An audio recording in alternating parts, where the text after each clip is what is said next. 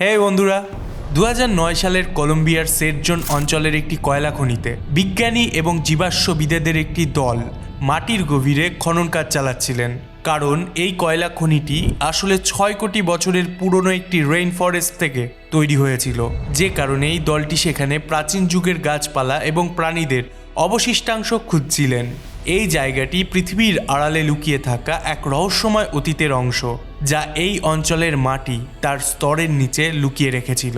খনন চলাকালীন বিশেষজ্ঞরা পাথরের গভীর থেকে একটি অদ্ভুত জিনিস খুঁজে পান। যখন সেটার ওপর থেকে মাটি সরানো হয়, তখন দেখা যায় এটি অন্য কিছু নয়, বরং একটি হাড়। কেউ বলল এটি কুমিরের হাড়, কেউ এটিকে কচ্ছপের হাড় বলতে লাগলো, আর কেউ এটিকে প্রাচীন গাছের কাণ্ড মনে করছিল। কিন্তু এই একটি হাড়ই পরবর্তীতে বিজ্ঞানীদের এমন এক জগতের ভ্রমণে নিয়ে যায় যেখানে এখনো পর্যন্ত পৃথিবীর সবথেকে বড় সাপ বসবাস করত, টাইটানোবোয়া। এটি কোনো সাধারণ সাপ ছিল না, বরং আজকের গ্রিন অ্যানাকন্ডার চেয়ে 10 গুণ বেশি ভারী এবং একটি যাত্রীবাহী বাসের চেয়েও বেশি লম্বা ছিল। এটি এত ভারী সাপ ছিল যে যদি এটি মাটিতে হামাগুড়ি দেওয়া শুরু করত, তবে নিজের ওজনেই মারা যেত। একটি সাধারণ হাড় বিশেষজ্ঞদের অ্যামাজনের সেই ইতিহাসে পৌঁছে দিল, যার মানচিত্রই ছিল একদম আলাদা। টাইটানোবোয়ার এই বিশাল আকৃতির আসল কারণ কি ছিল, এটি কিভাবে শিকার করত, এবং শেষ পর্যন্ত এমন কি ঘটল যে অ্যামাজনের জঙ্গল থেকে এর রাজত্ব শেষ হয়ে গেল। অদ্ভুত দশের এই ভিডিওটিতে সেটাই জানবো। বন্ধুরা, টাইটানোবোয়ার আবিষ্কার কোনো হঠাৎ ঘটে যাওয়া ঘটনা ছিল না, বরং এই খোঁজ 1994 সালে শুরু হয়েছিল। একজন স্থানীয় ভূতাত্ত্বিক হেনরি গার্সিয়া সেরেজনের খনিতে একটি অদ্ভুত জিনিস দেখেছিলেন, যা কোনো গাছের ডালের অংশ বলে মনে হচ্ছিল। এই সময় কেউ এর প্রতি খুব একটা মনোযোগ দেয়নি এবং এটিকে একটি বিশেষ বাক্সে ভরে রেখে দেওয়া হয়েছিল। প্রায় 1 দশক পরে 2002 সালে আরেকজন ভূতাত্ত্বিক ফ্যাবিয়ানি হেরেরাও এখান থেকে ঠিক তেমনই একটি ফসিলস বা জীবাশ্ম খুঁজে পান। এই ভূতাত্ত্বিকদের আসল উদ্দেশ্য ছিল প্যালিওসিন ফ্লোরা বা উদ্ভিদ নিয়ে গবেষণা করা, যাতে এটা জানা যায় যে পৃথিবীর প্রথম টপিক্যাল রেইন ফরেস্ট বা ক্রান্তীয় বন কেমন দেখতে ছিল। এই গল্পের আসল মোড় আসে 2007 সালে, যখন ওই ফসিলসগুলোকে ফ্লোরিডা মিউজিয়াম অফ ন্যাচারাল হিস্ট্রিতে পাঠানো হয়। সেখান থেকে জানা যায় যে এটি না কোনো গাছের ডাল, না এর গঠন কুমিরের মেরুদণ্ডের হাড়ের সাথে মেলে। কিন্তু যখন তারা এর গঠনকে আজকের অ্যানাকন্ডা বা পাইথনের হাড়ের সাথে তুলনা করলেন, তখন তাদের বিস্ময়ের সীমা রইল না। এই হাড়টি অ্যানাকন্ডার হাড়ের চেয়ে 3 গুণ বেশি বড় এবং মোটা ছিল।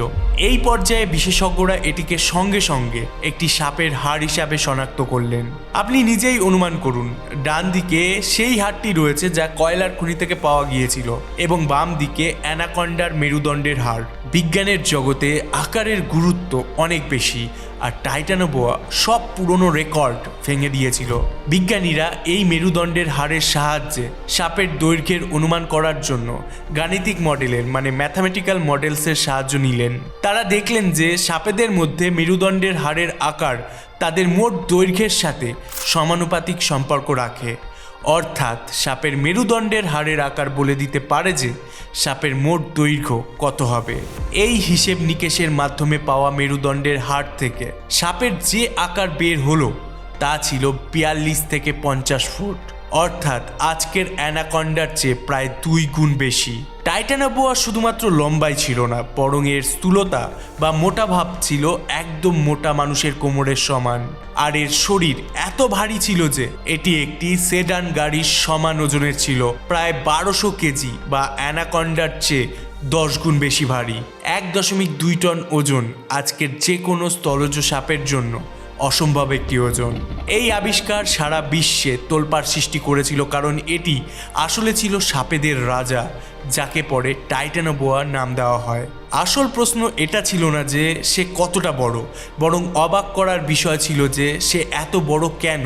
আর সব থেকে বড় প্রশ্ন, আজকের সাপেরা এত বড় হয় না কেন? এর উত্তর লুকিয়ে আছে আবহাওয়ায়। হ্যাঁ, সাপ একটোথার্মিক অর্থাৎ শীতল রক্ত বিশিষ্ট প্রাণী।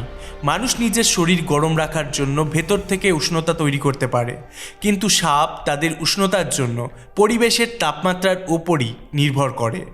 জীববিজ্ঞানের একটি সাধারণ নিয়ম হলো পরিবেশ যত গরম হবে শীতল রক্তের প্রাণীদের মেটাবলিজম বা বিপাক প্রক্রিয়া ততটাই দ্রুত চলবে।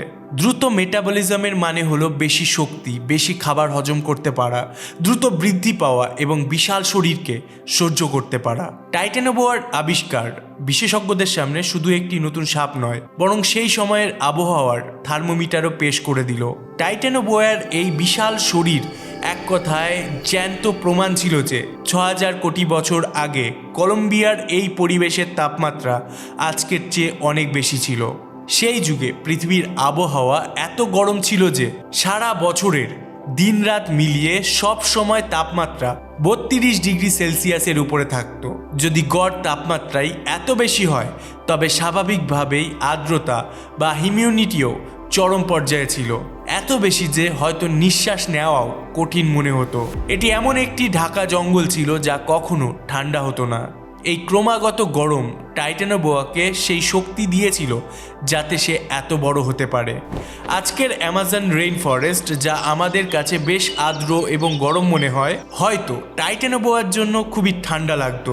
যদি সে আজ বেঁচে থাকতো তবে হয়তো এই রেইন ফরেস্টে সে বাঁচতেই পারতো না, কারণ তার এত ভারী শরীর চালানোর জন্য যে শক্তির প্রয়োজন ছিল তা কেবল সেই প্রচণ্ড গরমেই পাওয়া সম্ভব ছিল। এখন স্বাভাবিকভাবেই এত বড় শরীরকে বাঁচিয়ে রাখার জন্য খাবারও ততটাই খেতে হতো। এখানে প্রশ্ন জাগে, টাইটানোবোয়া শিকার করতো কিভাবে? এটা কি হলিউড সিনেমার অজগরদের মতো মাটিতে দ্রুত বেগে ভর দিয়ে তার শিকারের পেছনে ছুটতো? একদমই না। এত বড় এবং ভারী শরীর নিয়ে মাটিতে শিকার করা তো দূরের কথা, এর মাটিতে চলাচল করাই বেশ কঠিন ছিল। মাধ্যাকর্ষণ বা গ্র্যাভিটি তার ওজনের বিরুদ্ধে কাজ করত, কারণ সাপ যত লম্বা হবে সে মাটির সাথে ততটাই লেপ্টে চলবে। এর মানে হলো ততটাই বেশি ঘর্ষণ বা ফ্রিকশন। গবেষণায় জানা গেছে যে টাইটানোবোয়া খুব অলস ছিল, তাই সে মাটিতে নয় বরং জলের শিকারী ছিল।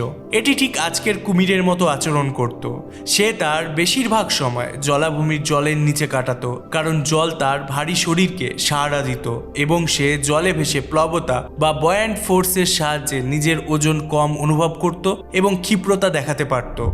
গভীর জলাভূমিতে সে ওত পেতে লুকিয়ে থাকত, শুধু তার চোখ এবং নাক জলের বাইরে দেখা যেত। সে ছিল একটি অ্যাম্বুশ প্রিডেটর, অর্থাৎ ওত পেতে হামলাকারী শিকারী। সে তার শিকারের পেছনে ছুটত না, বরং দীর্ঘ সময় ধরে ফাঁদ পেতে অপেক্ষা করত। ঘন্টার পর ঘন্টা, হয়তো দিনের পর দিন সে কোনো নড়াচড়া ছাড়াই জলে ওত পেতে থাকতে পারত। তার শরীর জলের রঙের সাথে একদম মিশে যেত বা কেমোফ্ল্যাজ করত, ফলে শিকার তার উপস্থিতির কথা টেরও পেত না। আর যেই কোনো প্রাণী জল পান করার জন্য কিনারায় আসতো, টাইটানোবোয়া বিদ্যুতের গতিতে তার ওপর হামলা করত।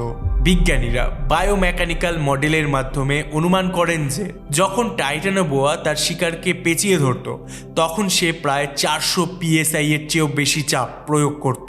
এই চাপ এত বেশি যে মনে করুন দুটি আফ্রিকান হাতিকে আপনার বুকের ওপর দাঁড় করিয়ে দেওয়া হয়েছে। টাইটানোবোয়া তার শিকারের দম বন্ধ হওয়ার অপেক্ষা করত না, বরং এত চাপে সরাসরি তার হাড়গোড় ভেঙে যেত এবং রক্ত সঞ্চালন সঙ্গে সঙ্গে বন্ধ হয়ে যেত, অর্থাৎ চোখের পলকে শিকারের কাজ শেষ। কিন্তু সে আসলে খেত কি? এত বিশাল শরীরকে বাঁচিয়ে রাখার জন্য তার প্রচুর খাবারের প্রয়োজন ছিল। 6 কোটি বছর আগের এই টপিক্যাল জঙ্গলে টাইটানোবোয়ার প্রিয় খাবার ছিল বড় কচ্ছপ এবং প্রাচীন যুগের বিশাল কুমির। হ্যাঁ, সেই যুগে এমন প্রজাতির কচ্ছপও ছিল যাদের আকার 8 ফুটের চেয়েও বড় ছিল। টাইটানোবোয়া এমন কচ্ছপগুলোকে তার চোয়ালে আটকে তাদের শক্ত খোলস চিড়ে ফেলতে পারত। তার দাঁত মাছ ধরার জন্য তৈরি ছিল না, বরং মোটা হাড় চূর্ণ করার জন্য তৈরি ছিল। একইভাবে যে কুমিররা আজ জলাশয়ের আতঙ্কের কারণ, তাদের চেয়েও বড় কুমিররা সেই যুগে টাইটানোবোয়ার খাবার ছিল। এই সব তথ্য থেকে বোঝা যায় যে টাইটানোবোয়া তার যুগে শিকারীদেরও শিকারী এবং অ্যামাজনের অদ্বিতীয় রাজা ছিল। এখন আপনারা ভাবছেন, যখন এটি চওড়ায় একজন সুস্থ মানুষের কোমরের সমান ছিল, তবে সে বড় বড় কচ্ছপ কিভাবে খেত? কারণ আমরা জানি এখনকার দিনেরই বড় কচ্ছপের আকৃতি মানুষের কোমরের প্রায় 4-5 গুণ হয়ে থাকে। এখানে আপনাদেরকে প্রথমে জানিয়ে রাখি, নতুন প্রজাতির সাপের আবিষ্কারের সবথেকে বড় সমস্যা হলো তাদের স্ক্যাল বা মাথার খুলি খুঁজে পাওয়া। সাপের খুলি খুবই নরম হাড় দিয়ে তৈরি হয়, যা মারা যাওয়ার পর দ্রুত ভেঙে চুরে যায়। টাইটানোবোয়ার আবিষ্কারের প্রথম কয়েক বছর পর্যন্ত বিশেষজ্ঞদের কাছে শুধু মেরুদণ্ডের হাড় ছিল, কিন্তু তারপর 2011 সালে একজন ইন্টার্ন জর্জ মেরিনো বার্নাল সেরেজোনে টাইটানোবোয়ার খুলি খুঁজে পায়। এটি ছিল জীবনে একবারই ঘটার মতো আবিষ্কার। এই খুলি প্রমাণ করে যে তার চোয়াল অ্যানাকন্ডার মতো ডিসলোকেট বা স্থানচ্যুত হতে পারত, যার ফলে সে তার মাথার চেয়েও 3 গুণ বড় জিনিস সহজেই গিলে ফেলতে পারত। তার মস্তিষ্কের আকার খুব ছোট ছিল, কিন্তু তার ইন্দ্রিয় বা সেন্সগুলো খুবই তীক্ষ্ণ ছিল। তার কাছে পিট অর্গানস ছিল, যা অন্য প্রাণীদের শরীরের তাপ অনুভব করতে পারত, ফলে সে অন্ধকারেও শিকার করতে পারত। এটাও মনে রাখতে হবে যে জল টাইটানোবোয়ার জন্য শুধু শিকারের মাধ্যম ছিল না, বরং তার জীবনের জন্য সবথেকে গুরুত্বপূর্ণ ছিল। এত বড় শরীর যদি পুরোপুরি ডাঙায় থাকতো, তবে নিজের ওজনেই দেবে যেত এবং তার ভেতরের অঙ্গ প্রত্যঙ্গ ফেটে যেত। জল তাকে সাহারা দিত যাতে সে তার বোঝা হালকা করতে পারে।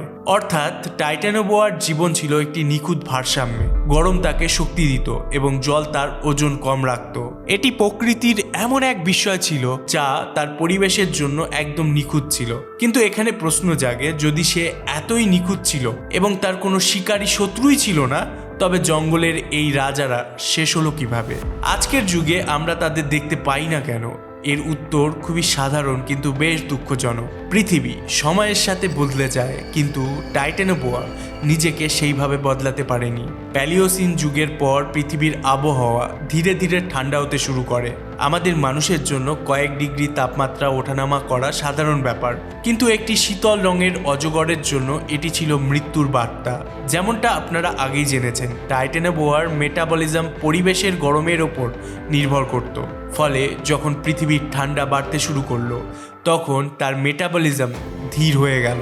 এই কারণেই টাইটানোবোয়ার খাবার হজম করার প্রক্রিয়া অনেক দীর্ঘ হয়ে গেল এবং তার শক্তি কমতে থাকলো। ফলে সে আর আগের মতো চঞ্চল ছিল না এবং সহজেই শিকার করতে পারত না। শুধু তাপমাত্রা কমাই নয়, বরং সময়ের সাথে সাথে এখানকার পুরো ইকোসিস্টেম বা বাস্তুতন্ত্রই বদলে গেল। রেইন ফরেস্টের যেই জলাভূমি এলাকাগুলো টাইটানোবোয়ার থাকার জন্য উপযুক্ত ছিল, সেগুলো ধীরে ধীরে শুকাতে শুরু করলো এবং জলাভূমি কমে যেতে লাগলো। আর এই সব কিছুর সাথে সাথে কফিনে শেষ পেরেকটি ঠুকে দিল স্তন্যপ্রায়ী প্রাণীরা, মানে ম্যামালস। পৃথিবীতে স্তন্যপ্রায়ী প্রাণীর সংখ্যা বাড়তে শুরু করলো, ফলে যে শিকার টাইটানোবোয়ার ছিল তা এখন অন্য প্রাণীদের মধ্যে ভাগ হয়ে গেল। দেখতে দেখতে সব কিছু পৃথিবীর সব থেকে বড় অজগরের জন্য কম পড়তে শুরু করলো। না জলাভূমি রইল, না গরম আবহাওয়া, না শিকার। মাত্র কয়েক ডিগ্রি ঠান্ডা আবহাওয়া পৃথিবীর সব থেকে বড় সাপকে ইতিহাসের অংশ বানিয়ে দিল।